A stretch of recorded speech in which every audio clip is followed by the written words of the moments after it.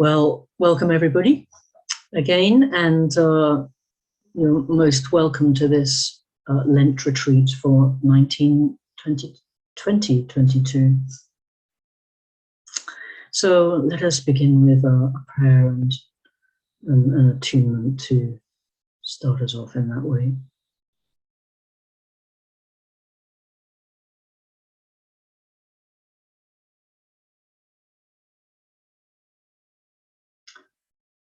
So may this retreat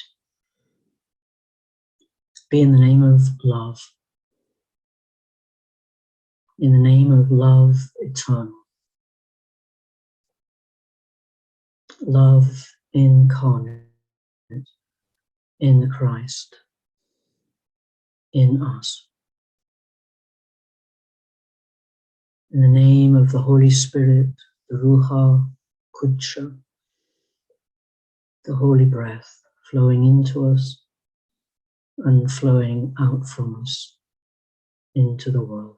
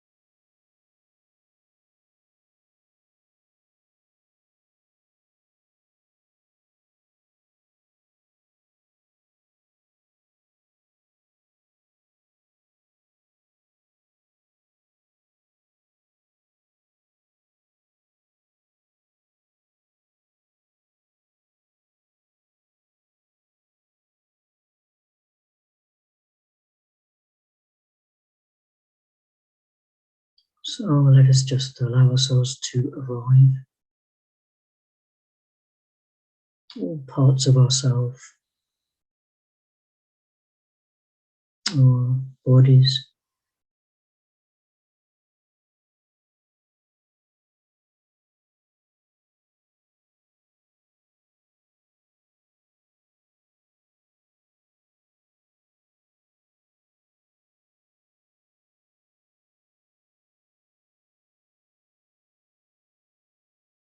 and our minds. Sometimes I know myself, we can begin something like this and we're sitting in our chairs and in front of a computer screen, but our bodies are still halfway out the door and our minds are maybe somewhere totally different. But gradually we can gather ourselves into this present moment.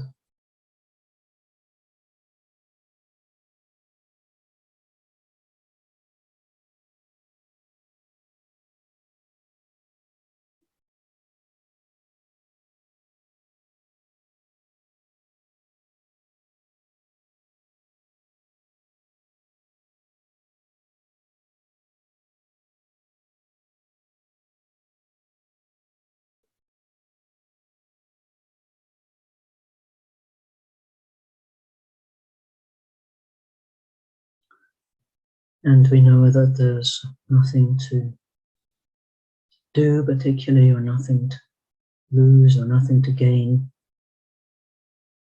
that matters.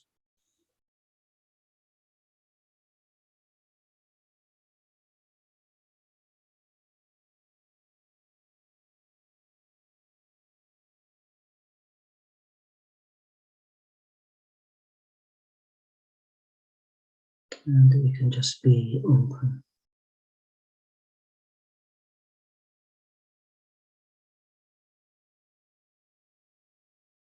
and present.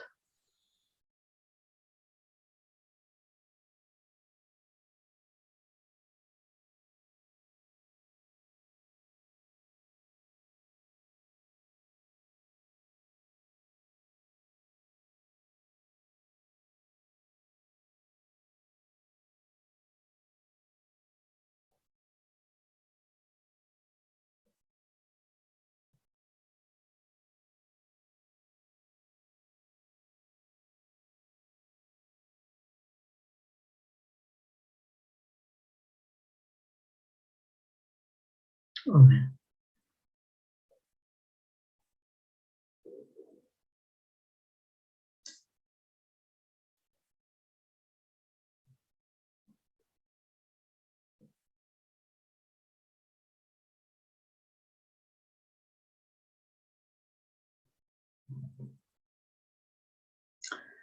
In the last week or so, we've been exploring the story of creation in Genesis, both the glorious, soaring story of the creation of the world and the story of the Garden of Eden, perhaps more complex and challenging with its account of God, Adam and Eve, the tree of good and evil, the serpent, and the fall. And some of you have been part of our discussions. Are we really to believe, though, that everything was lovely, that the serpent was bad, that Eve was naughty and tempted and led poor Adam astray, that God was angry and drove them from the wonderful garden in the infamous fall, and that this original sin is part of who we are forevermore? Or is there mystically encoded in this story something deeper, more important and present rather than past? Looking around at our home, our planet, and its perilous degradation in the hands of our inhumane humanity, at the bloody conflicts in the world, including now in the Ukraine, with the possibility of another world war, at the conflicts in our individual relationships, we must wonder, have we not fallen? And if we have, how do we find again the state of grace within? In Genesis, this is illustrated when Adam and Eve had two sons, Cain and Abel. Cain becomes jealous of Abel and kills him. God drives Cain away from the family and land while promising him protection. And Cain goes to live in the land of Nod. Haven't we all been there? Aren't we all asleep or unaware most of the time?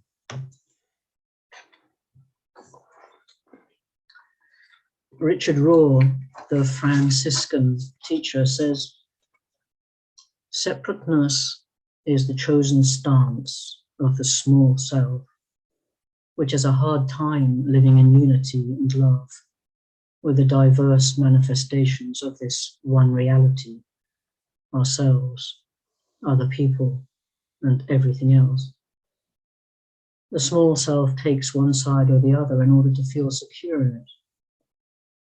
It frames reality in a binary way, for me or against me, totally right or totally wrong, my group's or another group's opinion, all dualistic formulations. That is the best the small egotistical self can do, and yet it is not anywhere close to adequate. It might be an early level of intelligence, but it's not mature wisdom. The small self is still objectively in union with God. It just does not know it, enjoy it, or draw upon it. Jesus asked, is it not written in your own law, you are gods? But for most of us, this objective divine image has not yet become the subjective likeness. Our life's goal is to illustrate both the image and the likeness of God by living in conscious, loving union with God. It is a moment by moment choice and surrender.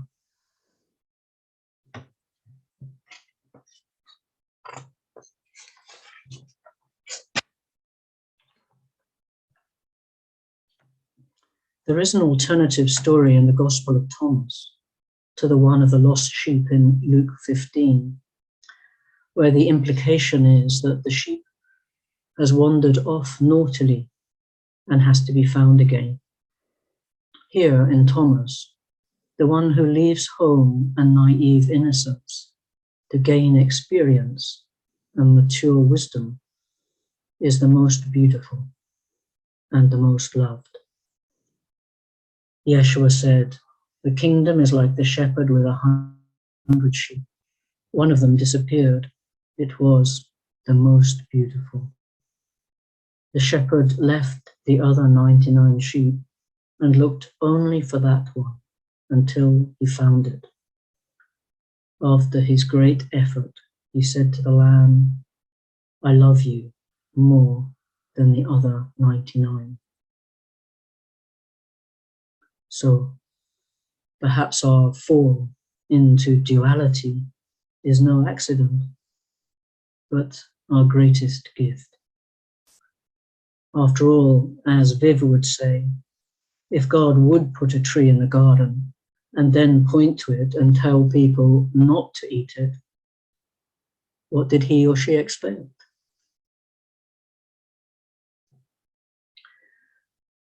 Can we become aware of the garden within? Can we help our small self to know, enjoy, and draw upon our union with God? Can we have a subjective experience of our likeness to God that gives us mature wisdom and informs and guides how we are in the world? How do we, moment by moment, in this precious opportunity of our incarnate life, rediscover the oneness and answer its question to our ego selves? Where are you? The part of your being that knows there are no parts.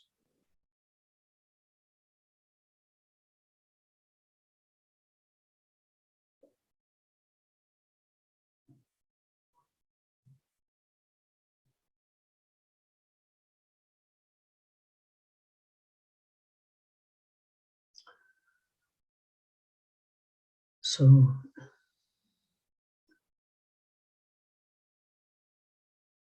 I'd just like to say something practical about the retreat, especially for those that haven't been on one of our retreats before.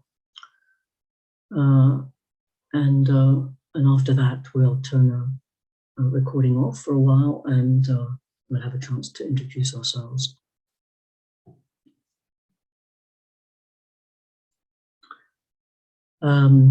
I think you have the timings of the sessions. If you can be, as you were tonight, here early, and we'll try and let you in when you arrive.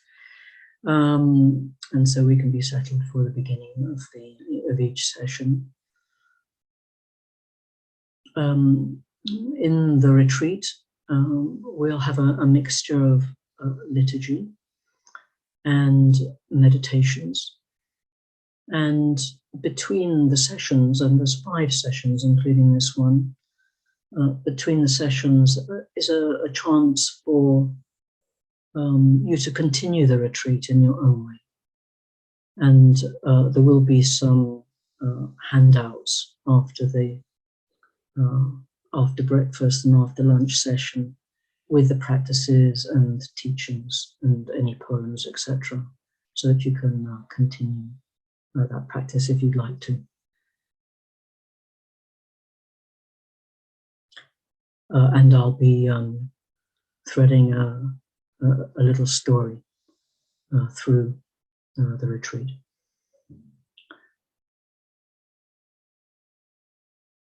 So I think it's time now for us to have a chance to introduce ourselves to each other and join in our great company. So we're going to be using a story through the retreat in parts. And this is a story from the Acts of Thomas the Apostle, one of the Nag Hammadi finds, these buried books of forbidden books which were buried in the Egyptian desert, including the Gospel of Thomas, the Acts of Thomas, Acts of John, Gospel of Philip that we've been using in the School of Christian Mysticism. And so this story was written by Thomas when he was languishing in prison, and he was the apostle who took the message of Yeshua to India. And so he wrote this story. I don't know whether he was killed shortly after that, or whether it was at a different time. But like most of the apostles, he didn't live till old age. So the story, he tells it in the first person.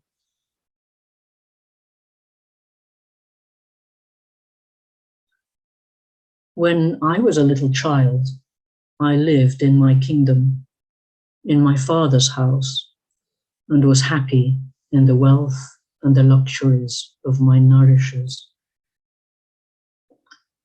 From the east, our home, my parents equipped me and sent me forth.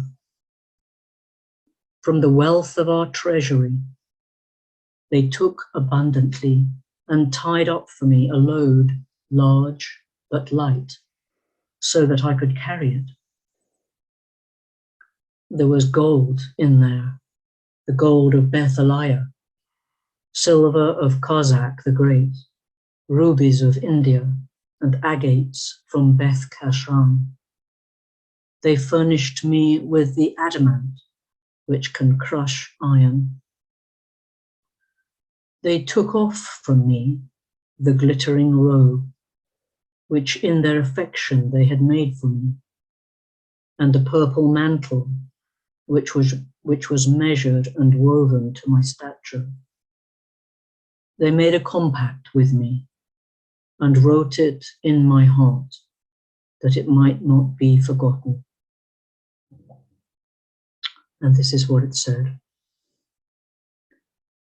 If you go down into Egypt and bring the one pearl, which is in the midst of the sea, around the loud breathing serpent, you will be able to put on your glittering robe and your mantle, with which you are happy, and with your brother, who is next to us in authority, you will be heir in our kingdom.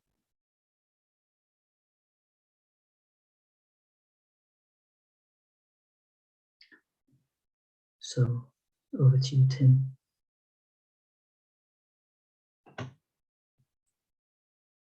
Thank you, Joe.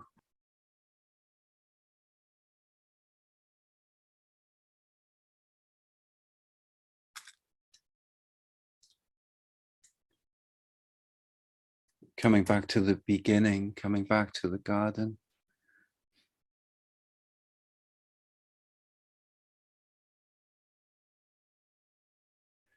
For me, a vibration, a sound helps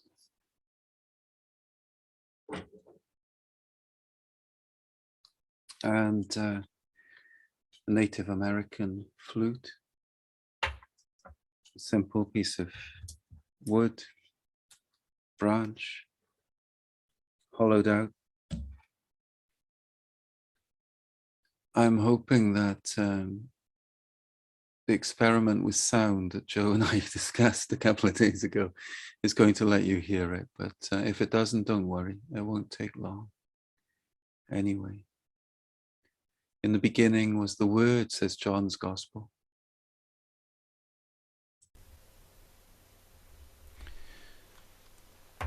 In the beginning was the vibration, the sound.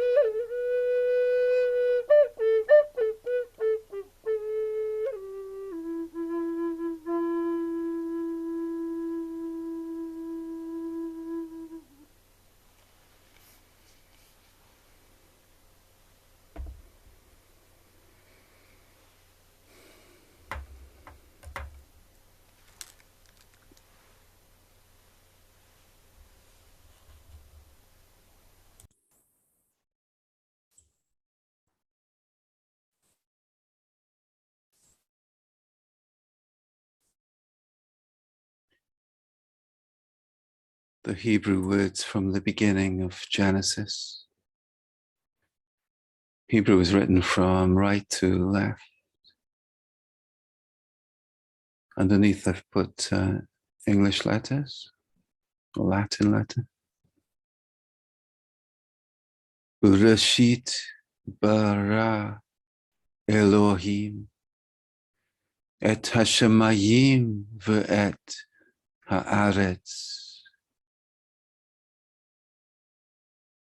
Bereshit bara Elohim.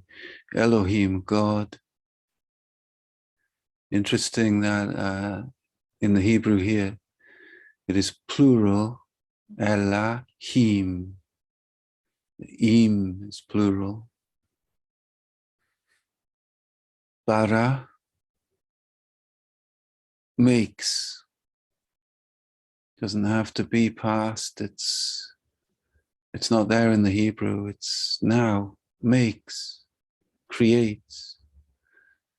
Bereshit, in beginningness. In the ongoing beginningness. Bereshit bara Elohim. What is he making? What is she making? Et hashemayim, heavens, skies. Ve'et haaretz, and earth, the earth. Let us begin our prayer, just maybe saying these words together gently. We'll follow it in the English letters. Bereshit bara Elohim et hashamayim ve'et haaretz. Let's do it 3 more times. Bereshit bara Elohim et hashamayim ve'et haaretz. Words vibrating in us. Bereshit bara Elohim et hashamayim ve'et haaretz. Bereshit bara Elohim et hashamayim ve'et haaretz. Sound, vibration, beginningness.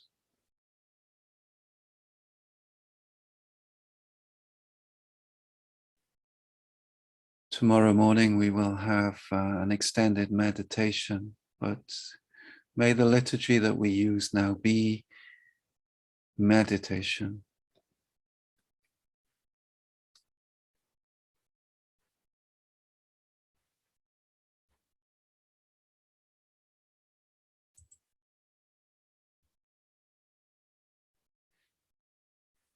When we meet in morning prayer, although it's only my voice that comes through because of the satellite mix-up otherwise, we say the words together. So you're welcome to join me now, or to be still and silent.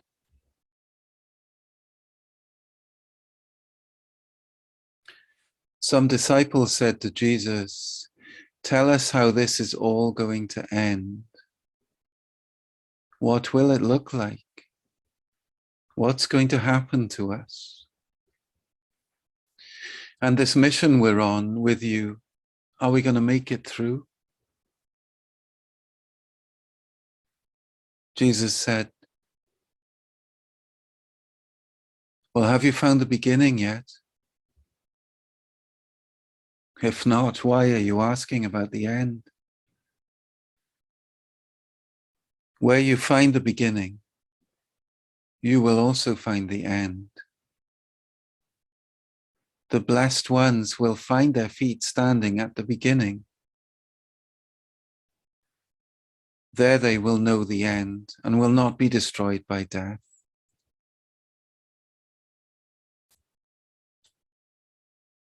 The beginning is within you. Have you found the beginning yet? inside you. Come back to the beginning.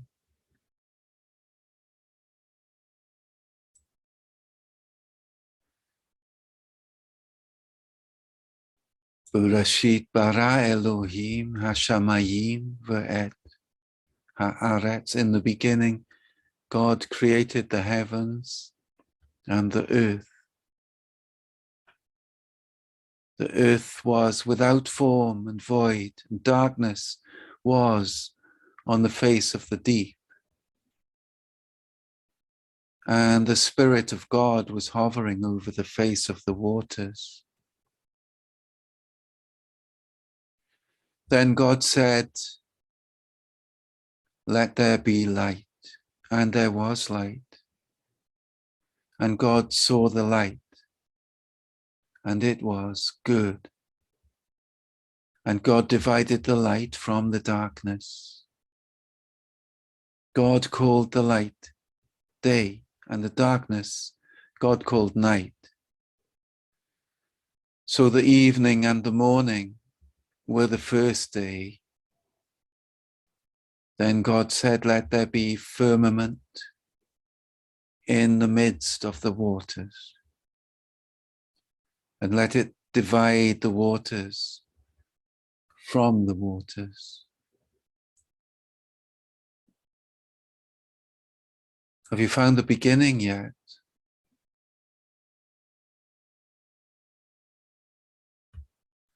Come back to the beginning.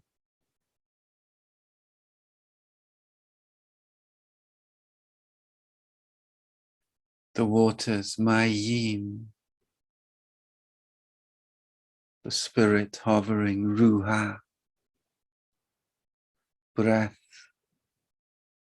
wind, spirit on the water in the beginning.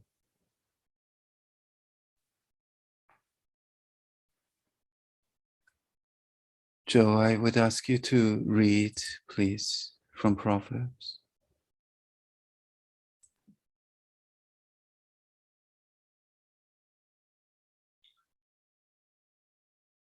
This first reading is taken from the book of Proverbs, chapter 8. The Lord possessed me at the beginning of his way, before his works of old. I have been established from everlasting, from the beginning, before there was ever an earth. When there were no depths, I was brought forth, when there were no fountains abounding with water. Before the mountains were settled, before the hills, I was brought forth. While as yet he had not made the earth, or the fields, or the primal dust of the world. When he prepared the heavens, I was there. When he drew a circle on the face of the deep. When he established the clouds above. When he strengthened the fountains of the deep. When he assigned to the sea its limit, so that the waters would not transgress his command. When he marked out the foundations of the earth. Then I was beside him as a master craftsman, and I was daily his delight, rejoicing always before him, rejoicing in his inhabited world. And my delight was with the sons of men.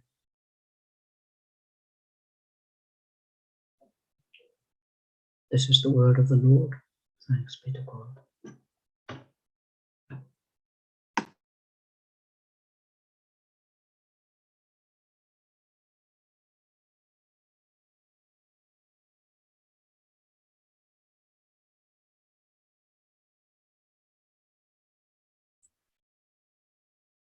That particular translation seems to masculinize Chokhmah is feminine, wisdom.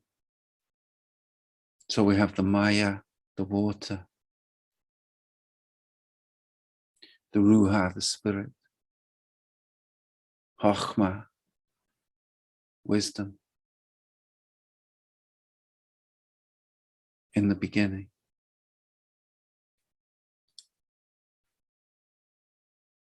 In the beginningness. Bereshit bara Elohim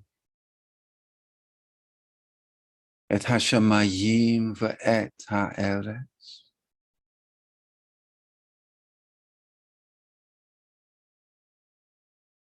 Bereshit, in the beginningness. Bereshit. We will pick up this breath prayer in the morning.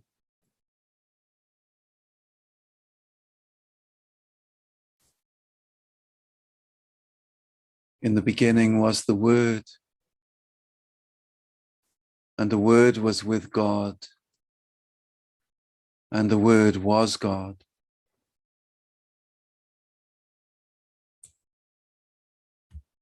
She was in the beginning with God. All things were made through her, and without her nothing was made that was made.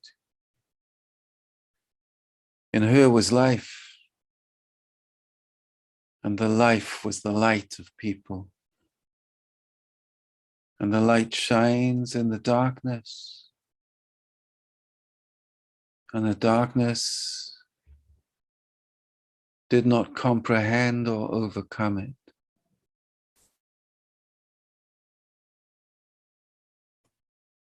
Come back to the beginning.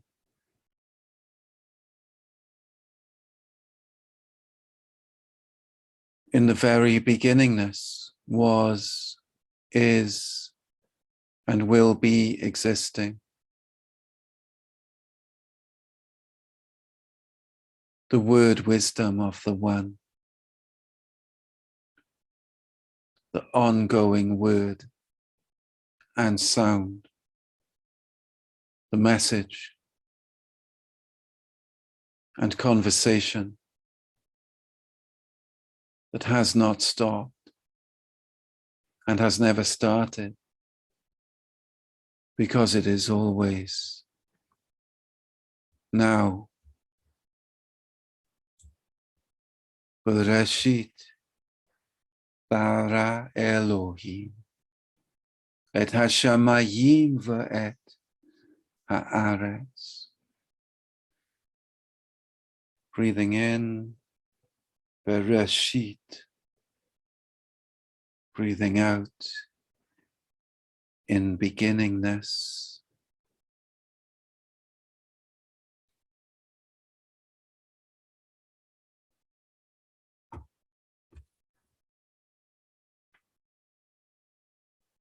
The breath.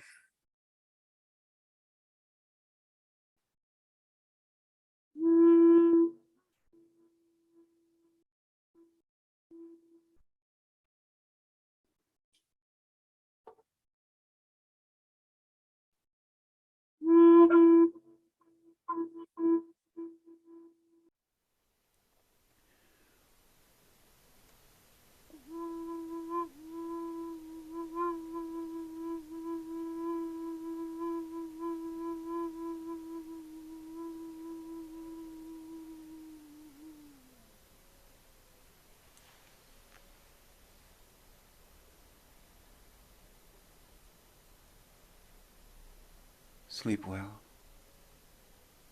Nosta.